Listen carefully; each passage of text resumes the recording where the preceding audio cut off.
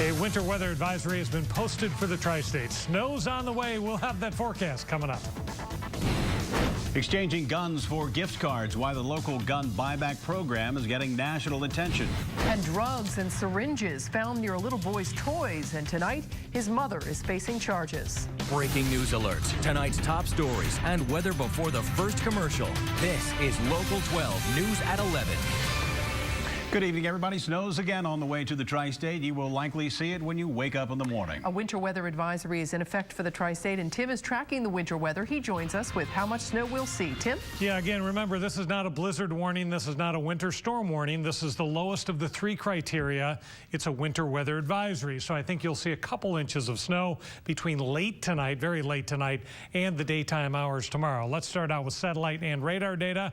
Now starting to show you some snow moving through Illinois and moving our way from St. Louis, Springfield, and the Moline area. Now, the good news is I think this is matching up very nicely with one of our models. We think the snow will move in around 4:30 this morning and stick around just about all day tomorrow. If you're headed out over the next couple of hours, no problems. There's nothing on Live Precision Doppler 12 HD. And the winter weather advisory not only covers our area, but extends to Columbus and down toward Louisville as well. All of our counties are included in this winter weather advisory during the daytime hours tomorrow. I think you're going to see around 2 or 2.5 inches of snow by late tomorrow afternoon. Certainly there's that outside chance a few areas could pick up better than 3 or a little bit less than 2. So I think 1.5 to 3.5 will include everyone, but I think the most measured amounts by this time tomorrow night should be 2 or 2.5 inches. Temperature-wise, 13 at the airport, 13 at Lunken. Milford has 10 degrees. Winds are out of the south at 5 to 6 miles per hour, or calm like they are in Hamilton or Middletown. 12 at 1 o'clock, 4 o'clock you're looking at 16. Snow will be arriving, especially in our western counties. 20 at 7 o'clock in the morning. Pretty good bet on snow at 7 o'clock in the morning. We will detail your daytime hours tomorrow, plus take you through the next 7 days coming up.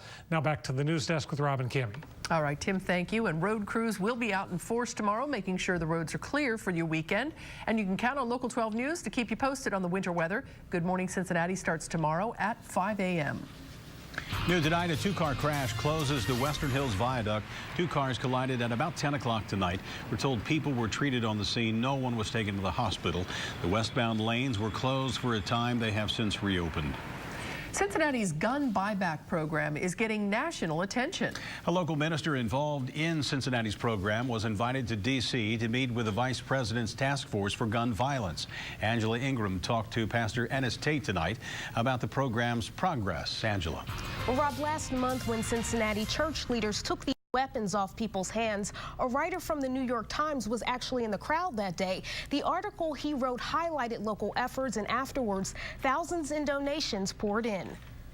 Last month, people voluntarily turned in more than 100 firearms at a church on the west side in exchange for a gift card. The buyback program isn't a new concept, but for Cincinnati, it was the first time for national attention. This article showed up on the front page of the New York Times, explaining how local churches are doing their part to stop gun violence. We're not making this about the Second Amendment. We're making this about getting into these homes, into the minds of these families, that gun violence is a direct result of anger and hopelessness. Earlier this week, Pastor Ennis Tate was one of dozens of ministers invited to a forum on gun violence. He calls it a humbling experience that shows other cities around the nation have very similar problems. To sit around the table with pastors who are from Detroit, where they had 400 plus murders last year, to sit with Dr. Carruthers from Chicago, who had firsthand experience with over 500 murders.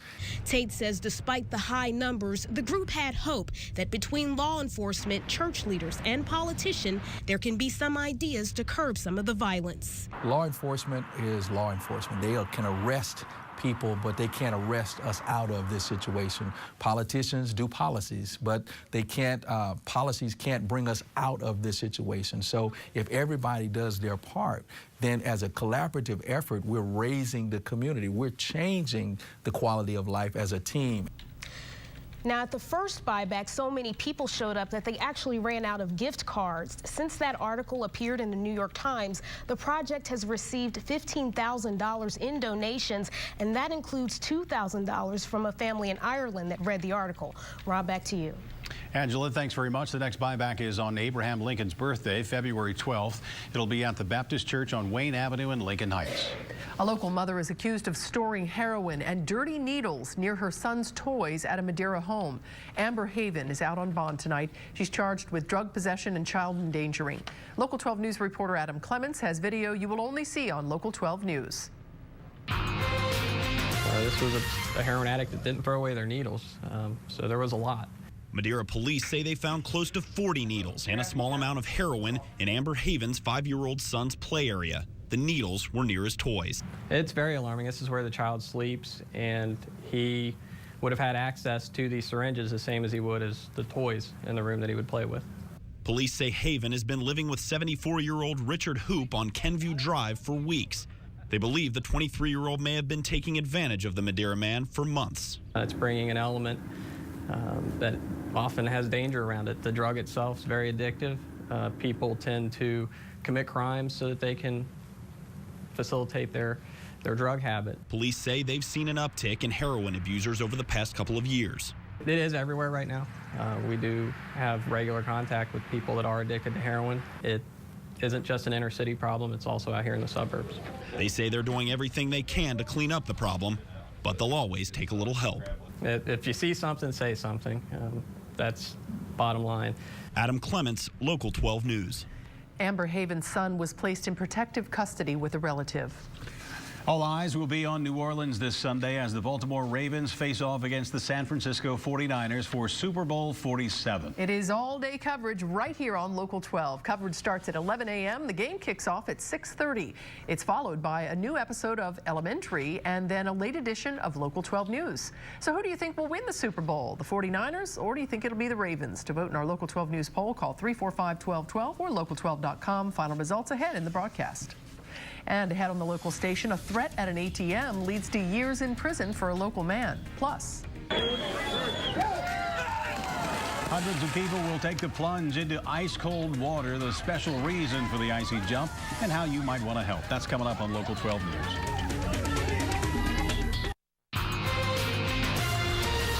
New tonight, a man who tried to rob a woman at a Deerfield Township ATM is going to prison. William Jackson was sentenced to 5 years in prison. He pleaded guilty to aggravated robbery. Jackson threatened to hit a woman with a hammer unless she gave him $200 from the ATM at the PNC Bank in Landon. She refused and escaped unharmed. well, it's going to be in the lower 20s tomorrow morning, but that is not going to stop hundreds of people from jumping into an icy cold pool and getting out very quickly, by the way. Tomorrow is the 14th annual Polar Plunge in Bellevue. The event raises money for Special Olympics programs in Kentucky and Ohio. Local 12's Angela Ingram shows us why this chilly event is so important to so many people. The spectacle at Joe's Crab Shack in Bellevue usually draws thousands. Some are brave enough to take the jump. Others are just there for moral support. It's very heartwarming to see everybody coming out. It really is. Beth Laggy has two sons who are Special Olympians. The friendships that they make are wonderful. And some of them are lifelong friendships. The Polar Plunge in Bellevue is unique because for 9 years, it's been a joint fundraiser for Special Olympics in 2 states, Kentucky and Ohio. It's become a community event, bringing together residents, businesses, and law enforcement. Campbell County Fraternal Order of Police Lodge 10 is a huge supporter. We did the torch run, where the opening ceremonies, where we went down and actually ran with the athletes into the stadium. And on the hero side, if you go to any of these events and watch these athletes compete, those are the heroes. And volunteers say a few moments of cold are worth helping athletes with disabilities. In Bellevue, Angela Ingram, Local 12 News.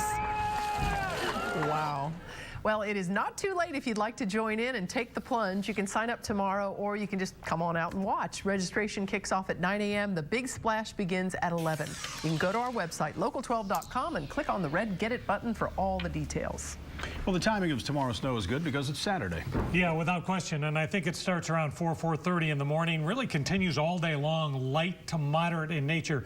Nothing like the snow showers we had last night, which all came down in a half hour here and a half hour there. Off to Bellevue we go. Cold night out there. I think we're at 13 right now. We may drop another degree.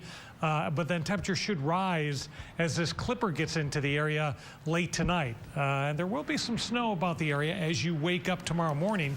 It will not all have fallen because much of it will fall, especially during the morning and early afternoon. Take a look at your weather headlines. This is what we have. A winter weather advisory has been posted for the entire area. It is an Alberta clipper headed our way. They don't tap the Gulf of Mexico or the Pacific or the Atlantic. They bring their own moisture, so they are not huge storms, but a couple inches of snow certainly possible. And it all starts very late tonight, around 4:30 in the morning. Numbers today, 7 and 18, well below the normals of 24 and 40. Look at the river level, 40.1.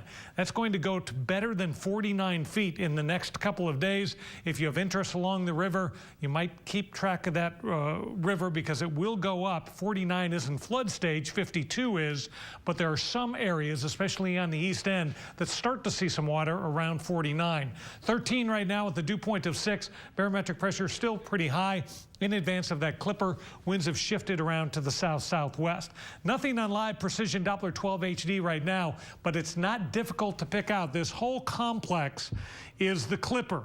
And there's a model called the Rapid Refresh model, which is really picking up on this snow right here. And this is going to be the first batch of snow to enter the area. Then it'll be followed up by the second batch of snow as we get into the morning hours of tomorrow. So I think we'll see an extended period of light to moderate snow across the area. And certainly over the next couple of hours, clouds will be on the increase. Winter weather advisory has been posted for Columbus, Cincinnati, and Louisville. That includes all of our counties. Nuisance, shoveler, or paralyzer. I think we'll see between 1.5 and 3.5 inches of snow. Most areas should pick up around 2 or 2.5 inches of snow by 7 o'clock tomorrow evening. There's an outside chance you'll see more than that, an outside chance you'll see just a little bit less than that. Temperature-wise right now, Port William is really cold at 4, Wilmington at 8, Fayetteville at 12, Mount Orab at 8, 13 at Lunken, 13 at the airport. We may drop another degree, and then temperature should start to rise with winds out of the southwest and out of the west-southwest.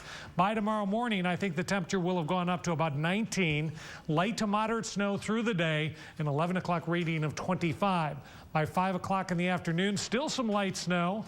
Our high temperature tomorrow only makes it to 30 degrees. I don't think we make it above 32 all weekend long. So high pressure moves to the east. Here comes the clipper. There's a day of light to moderate snow. A little more snow tomorrow night and into the day on Sunday. Maybe another 1/2 inch to 3/4 of an inch tomorrow night and into Sunday. Let me slow things down. Here's microcast. This is midnight tonight. Clouds starting to push in. Around 4:30, we'll start to see our first flakes, especially in our western counties. 7 o'clock, most everyone should be seeing snow from West Union back to Connorsville and in through Brookville. Noontime, still some light to moderate snow and some light to moderate snow at 5 o'clock in the afternoon. And notice Saturday night into the day on Sunday, a few more periods of flurries and snow showers across the air with a little more accumulation. Here are the numbers: 30 on Saturday. Sunday, 28 degrees, 29 on Monday. Still a chance of snow on Monday. And the model I just looked at for Tuesday wants to give us more measurable snow at 32. 32 on Wednesday, Thursday, 40 and 41 degrees on Friday. Scott Dimmick is in tomorrow morning. Herzog is on the streets. They'll give you all the details. And Liz behind the anchor desk. They'll give you all the details starting at 5 o'clock tomorrow morning. They're going to add that extra hour because I like to get up early. All right. Thank you, Tim. Final results of our Local 12 poll next. And the local mother has a reason to brag this weekend. Her son's in the Super Bowl. Zach has the Friday night final coming up. A neighborhood crime alert in Trenton. Thieves break into 16 cars on 2 streets. Cars parked along Edgewood Drive and Ashley Court were hit early Thursday morning. A surveillance camera captured this image of the suspect. Cash and electronics were taken from the cars. If you recognize this man, call Crime Stoppers at 352-3040. A man who helped to supply local high school students with marijuana is going to prison. A judge sentenced Alan Honeycutt to 8 years in prison today. He was convicted on drug trafficking charges. The Warren County Drug Task Force busted the drug operation last January. The ringleader, 17-year-old Tyler Pagenstecker, is serving 3 years in juvenile detention. Here are the final results of our Local 12 poll tonight. 47% of you say the 49ers will win the Super Bowl tomorrow. No, it's not tomorrow, it's Sunday. 53% of you say the Ravens will win. About 1,500 votes today by phone and online. Thanks very much for taking part. Yeah, I bet the pregame's going to start, though, any minute. You know, no it goes kidding. on It feels forever. like it, doesn't it? Brad's next with the final, and the Super Bowl we will follow on Sunday. Thanks for being with us, everybody.